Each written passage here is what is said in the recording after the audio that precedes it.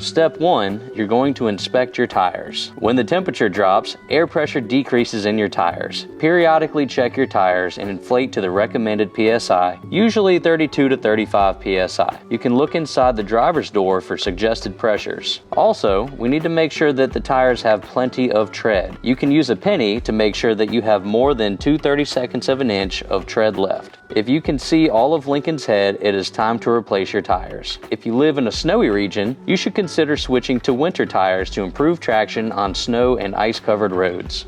Number 2, we're going to check the battery and the charging system on your car to make sure you don't end up with a dead battery and can't start your car. Your battery is a very important component. If you do not maintain your battery, your car may not start and leave you stranded somewhere. Luckily, this is easy to check and maintain. Start by opening the hood and locating the battery. Inspect your battery connections to make sure that they are tight and clean. If there is corrosion, you should take the leads off and clean them. Be sure to wear safety glasses and gloves. Always take the negative lead off first so that you don't cause a short if you touch a body panel with your tool. Thoroughly clean the terminals with a brush and some mineral spirits, or you can use a paste made by mixing baking soda with water. When the terminals are clean, rinse the area with water and dry the battery terminals. Reconnect the positive lead first and then the negative lead. Make sure the connections are tight. If your battery has maintenance ports, make sure the fluid is at the correct level. If your battery is maintenance free or is not a lead acid battery, refer to the manufacturer's recommendations on maintenance. Wear gloves and safety glasses. Also, have water available in case you get acid on your skin. Clean the top of the battery and then remove the port covers with a flat screwdriver. Now, check the electrolyte levels. The normal fluid level is about a 1/2 inch, 1 centimeter above the top of the plates, or about an 1/8 inch, 3 millimeters, below the bottom of the filler tubes. If the fluid is low, add distilled water until the plates are covered, but leave an 1/8 inch to the bottom of the fill tube. All ports should have the same water level. Place the cover back on the battery. Now we're going to check the voltage at the battery terminals. Using a multimeter set to volts DC and the range set to 20, place the leads on the battery terminals. If the car is off, a reading of 12.2 volts to 12.6 volts shows that the battery is in good condition and fully charged. If the measured voltage is less than 12.2, the battery is weak and may have to be replaced. While the car is running, the battery charge should range between 13.7 volts to 14.7 volts.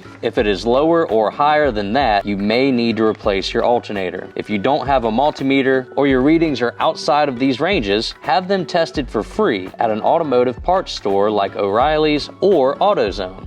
Step 3, we're going to check all of our critical fluids. This includes engine oil, radiator fluid, and washer fluid to make sure that they are ready for cold weather. Engine oil is important because it keeps your engine lubricated. Without it, your engine will seize up or blow up. First, make sure your car is parked on a flat, level surface. Then, locate the oil dipstick, pull the dipstick out, wipe it off, and reinsert it all the way down. Pull it out a second time and hold the dipstick horizontal to check the fluid level. The oil level should be between the minimum and maximum fill levels. If it is low, add oil in small increments through the oil fill cap until it is near the full level. Usually, 1 quart will increase the fluid level from the low mark to the full mark. Check your owner's manual to see what kind of oil you should be using. Also, check the viscosity index and make sure you are using the correct viscosity for your climate. Coolant is a mixture of water and antifreeze. Antifreeze is added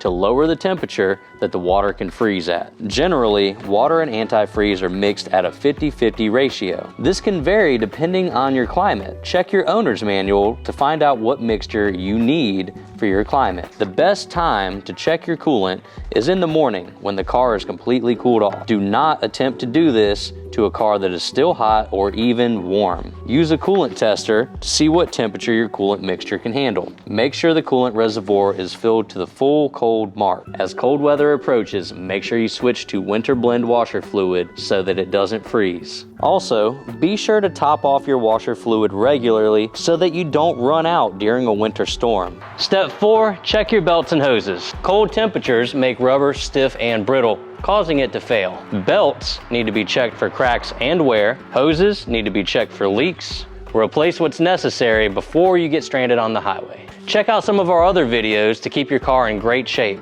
Consider subscribing. And thanks for watching Dude, We Can Fix It.